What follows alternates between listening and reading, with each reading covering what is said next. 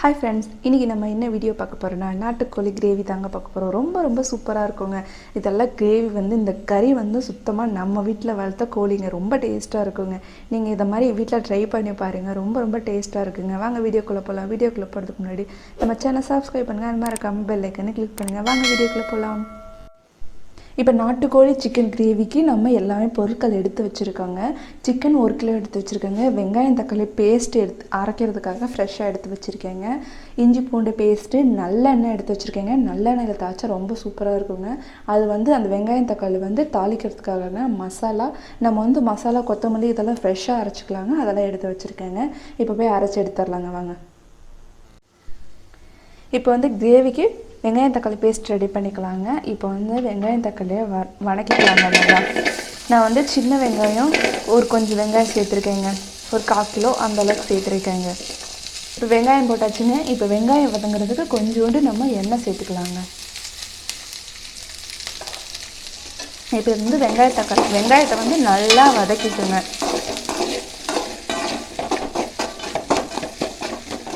இப்போ வெங்காயம் நல்லா வதங்கிருச்சுங்க. இப்போ இது கூட தக்காளி சேர்த்துக்கலாங்க. நான் பெரிய சைஸ் தக்காளி 1 சேர்த்துருக்கேங்க. நீங்கள் தக்காளியை பொறுத்து சேர்த்துக்கோங்க. சின்ன தக்காளியாக இருந்துச்சு அப்படின்னா 2 சேர்த்துக்கோங்க, போதுங்க. இப்போ நல்லா வதக்கிக்கலாங்க. தக்காளி வெங்காயம் எப்போதுமே நல்லா கறிக்கு நல்லா வதங்கணுங்க. நீங்கள் எந்த அளவுக்கு வதக்குறீங்களோ அந்த அளவுக்கு குழம்பு டேஸ்ட்டு கிடைக்குங்க. நல்லா வதக்கி விட்டுருங்க.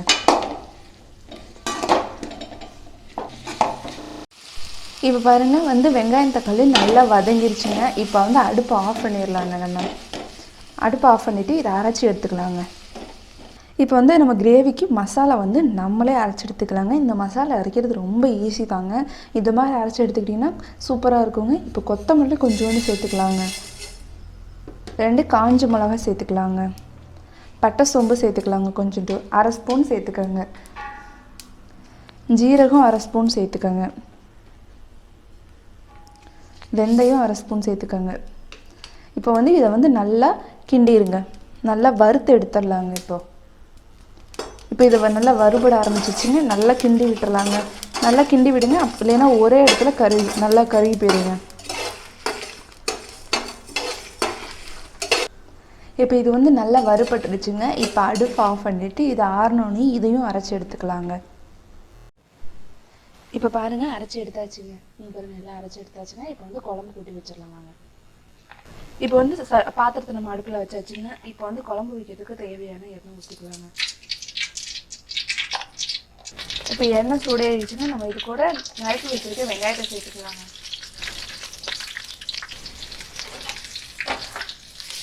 இப்போ இதை நல்லா மிக்ஸ் பண்ணிக்கலாங்க.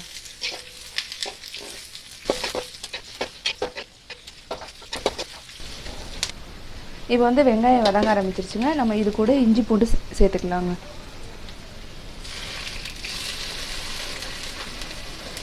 இப்போ இஞ்சி பூண்டு நல்லா எண்ணெய் திறந்து வைக்கணும். அந்தளவுக்கு வதக்கிக்கோங்க. நான் ஆல்ரெடி கறி வேக வைக்கும்போது அதில் இஞ்சி பூண்டு சேர்த்துருக்கேங்க. நான் கொஞ்சம் தானே சேர்த்துருக்கேன். இப்போ பாருங்கள், நல்லா இஞ்சி பூண்டு போய் எண்ணெய் திரண்டு வந்துருக்கு பாருங்கள். நம்ம கொஞ்சம் தாங்க எண்ணெய் ஊற்றினா கொஞ்சோண்டு இஞ்சி பூண்டுக்கே நல்லா எண்ணெய் திரண்டு வந்துச்சுங்க. இப்போ தக்காளி 1 தக்காளி சேர்த்துக்கலாங்க.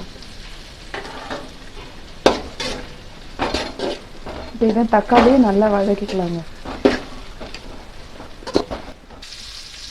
இப்போ பாருங்கள், வெங்காயம் தக்காளி நல்லா வதங்கிடுச்சுங்க. நல்லா வதங்கி எண்ணெய் திரண்டு சூப்பராக வந்துச்சுங்க.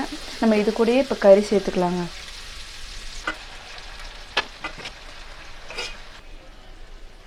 இப்போ கறி சேர்த்தாச்சுங்க. இப்போ இதை நல்லா வதக்கிக்கலாங்க. கறியை நல்லா வதக்குங்க. நல்லா எந்த அளவுக்கு நீங்கள் வதக்குறீங்களோ அந்த அளவுக்கு கறி குழம்பு டேஸ்ட் கொடுக்குங்க.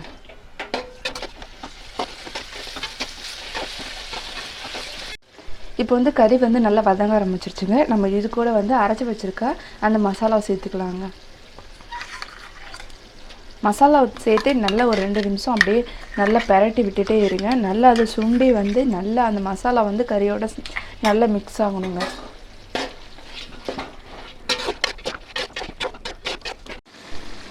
இப்போ பாருங்கள், இந்த மசாலா சேர்த்ததுக்கப்புறம் கறியிலேருந்து எவ்வளோ தண்ணி வந்திருக்கு பாருங்கள். இப்போ இது கூட நம்ம அரைச்சி வச்சுருக்க அந்த வெங்காயம் தக்காளி பேஸ்ட்டு சேர்த்துக்கலாங்க.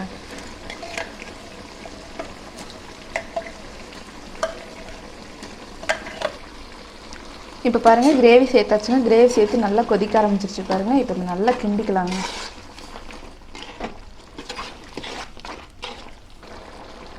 இப்போ வந்து அந்த அந்த இதெல்லாம் சேர்த்தது நல்லா கொதிக்க ஆரம்பிச்சிருச்சுங்க. இப்போ வந்து காரத்துக்கு நம்ம மசாலா தூள் சேர்த்துக்கலாங்க. வரமிளகாத்தூள் சேர்த்துருக்கேங்க 1 ஸ்பூன்.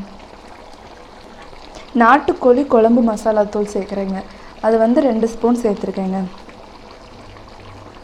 உங்களுக்கு வந்து ஒரு மெயினான டிப்ஸ் ஒன்று சொல்கிறேங்க. கிரேவிக்கு என்றைக்குமே கறி இதெல்லாம் கூட்டி வச்சதுக்கு அப்புறம் தாங்க நம்ம உப்பு சேர்க்கணும். அப்படி சேர்த்து பாருங்கள், சூப்பராக இருக்குங்க. இப்போ வந்து கொஞ்சோண்டு உப்பு சேர்த்துக்கலாங்க. இப்போ கிரேவிக்கு தேவையான உப்பு சேர்த்துக்கலாங்க.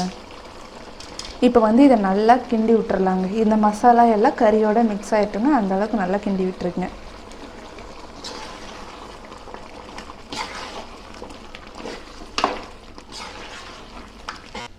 இப்போ வந்து எல்லாமே கிரேவிக்கு தேவையான எல்லா மசாலா போட்டு கூட்டி வச்சாச்சுங்க. இப்போ வந்து ஸ்லோ ஃப்ளேமில் இப்படியே வந்து கறி வந்து நல்லா வேகட்டுங்க. ஏன்னா நம்ம தனியாக வந்து கறியை வேக வைக்கலைங்க. இப்போ வந்து கறி வந்து நல்லா வேகட்டுங்க. நம்ம மூடி வச்சிடலாங்க ஒரு 10 நிமிஷம். இப்போ பாருங்கள் நல்லா கொதிக்க ஆரம்பிச்சிச்சு பாருங்கள். கிரேவி பாருங்கள் எப்படி கறியிலேயே இருந்து எந்த அளவுக்கு நல்லா எண்ணெய் அப்படி சும்மா தண்ணி திரண்டு வந்துருக்குங்க. இப்போ வந்து இது அப்படியே ஒரு 10 நிமிஷத்துக்கு லோ ஃப்ளேம்லேயே மூடி இருக்கட்டுங்க. மூடி இருந்தால் தாங்க கறி வந்து நல்லா வேகுங்க. இப்போ மூடி வச்சிடலாங்க.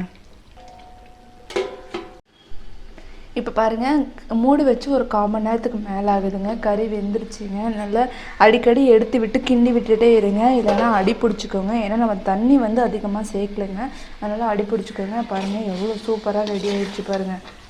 பாருங்கள் எப்படி இருக்குது பாருங்கள். சும்மா அப்படியே செட்டிநாடு கடையில் கூட அந்த செட்டிநாடு ஹோட்டலில் சாப்பிட்ற டேஸ்ட் இருக்குங்க. அங்கே ஒருக்கா சாப்பிட்டு பார்த்ததாங்க நாங்கள் அதே மாதிரி இப்போ செஞ்சிட்ருக்கோங்க. நீங்களும் ட்ரை பண்ணி பாருங்கள். மூடி வைக்கிறதுக்கு முன்னாடி ஒன்று சொல்ல மறந்துட்டேங்க. மேலால் கொத்தமல்லி தழை கொஞ்சோண்டு தூவி விட்டு மூடி வச்சுருங்க. இப்போ பாருங்கள் சூப்பராக ரெடி ஆயிடுச்சுங்க. இப்போ வந்து நம்ம இதுக்கு வந்து தாளிப்பு போட்டுடலாங்க. இதுதாங்க மெயின். நீங்கள் ஆஃப் பண்ணுறதுக்கு ஒரு 5 நிமிஷத்துக்கு முன்னாடி நீங்கள் வந்து தாளிப்பு போட்டுருங்க. நான் வந்து ஆஃப் பண்ணிட்டு தாங்க போடுவேன். ஆஃப் பண்ணிவிட்டு போட்டாலும் சூப்பராக இருக்குங்க. ஆஃப் பண்ணிவிட்டு போடுங்க. இப்போ இதுக்கான தாளிப்பு போட்டுடலாங்க. இது வந்து இப்போ எடுத்து வச்சிடலாங்க. இப்போ தாளிக்கிறதுக்கு நான் வந்து நல்லெண்ணெய் சேர்க்குறேங்க. இதுதாங்க நீங்கள் நல்லெண்ணெய் இருந்தால் சேர்த்துக்கோங்க, சூப்பராக இருக்குங்க. நிறைங்கன்னா நல்லா இருக்குங்க, டேஸ்ட்டாக இருக்குங்க. இப்போ எண்ணெய் வந்து சூடேறினதுக்கப்புறம் நம்ம வந்து கொஞ்சோண்டு கடுகு சேர்த்துக்கலாங்க. 1/2 ஸ்பூன் கடுகு சேர்த்துக்கோங்க. 1/2 ஸ்பூன் சோம்பு சேர்த்துக்கோங்க. இப்போ வந்து இது நல்லா பொரிய ஆரம்பிக்கட்டுங்க. நம்ம கருவேப்பிலை எடுத்துக்கலாங்க. இப்போ வந்து இது நல்லா பொரிய ஆரம்பிச்சிச்சுங்க. நம்ம கருவேப்பிலை ஒரு இனிப்பு சேர்த்துருக்கோங்க, அதை சேர்த்துக்கலாங்க. இப்போ வந்து நம்ம அந்த கிரேவி கறி எடுத்து வச்சுருக்கோங்கன்னா அது கூட இதை சேர்த்துக்கலாங்க. இந்த மாதிரி சேர்த்து பாருங்கள், ரொம்ப சூப்பராக இருக்குங்க. இப்போ வந்து இதை கிண்டி விட்டுருங்க. இந்த எண்ணெய் வந்து இப்போ எல்லாத்துலேயும் சேருங்க, அந்தளவுக்கு கிண்டி விட்டுருங்க. அவ்வளோதாங்க. இப்போ அடுப்பு ஆஃப் பண்ணிடலாங்க. இப்போ எல்லாம் ரெடி ஆகிடுச்சுங்க. இப்போ இதை நம்ம சாப்பிட்டு பார்த்துடலாங்க. பாருங்கள் எவ்வளோ சூப்பராக இருக்குது பாருங்கள். வேறு தட்டில் மாற்றியாச்சுங்க.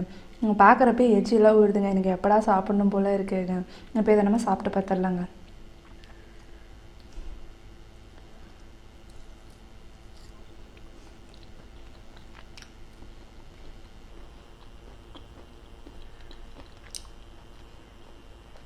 சூப்பராக இருக்குங்க. உப்பு காரம் எல்லாமே செம்மையாக இருக்குங்க. நீங்களும் இதே மாதிரி வீட்டில் ட்ரை பண்ணி பாருங்கள்.